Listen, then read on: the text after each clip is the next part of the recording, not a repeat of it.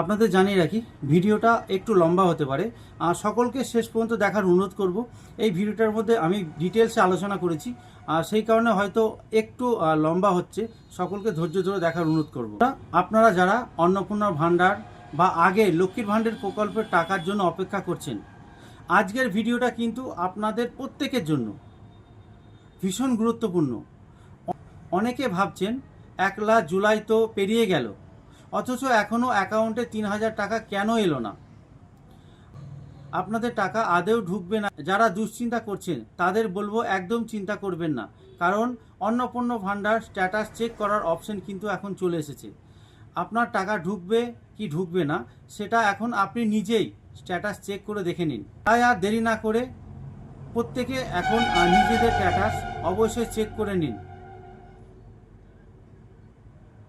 কিভাবে চেক করবেন আপনাদের দেখার অনুরোধ রইল।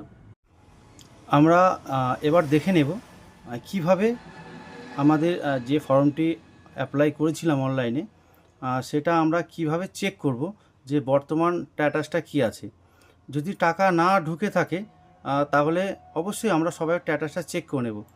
আমরা গুগলে গিয়ে অফিসিয়াল যে ওয়েবসাইট রয়েছে সেই ওয়েবসাইটে আমরা সরাসরি চলে যাব। এই ওয়েবসাইটের বিষয়ে আমি নতুন করে কিছু বললাম না, ভিডিও তো লম্বা যাতে না হয়। আমরা সবাই মোটামুটি জানি।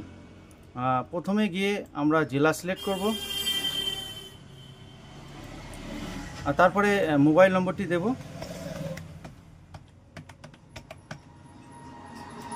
তো নিচে যে ক্যাপচারটি রয়েছে সেই ক্যাপচারটা আমরা ফিল করব।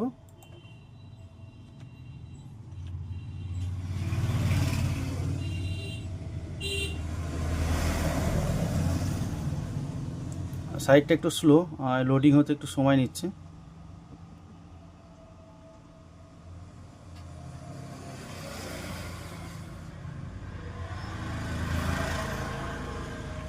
ওটিপি চলে এসেছে, ওটিপিটা আমি ইনপুট করব।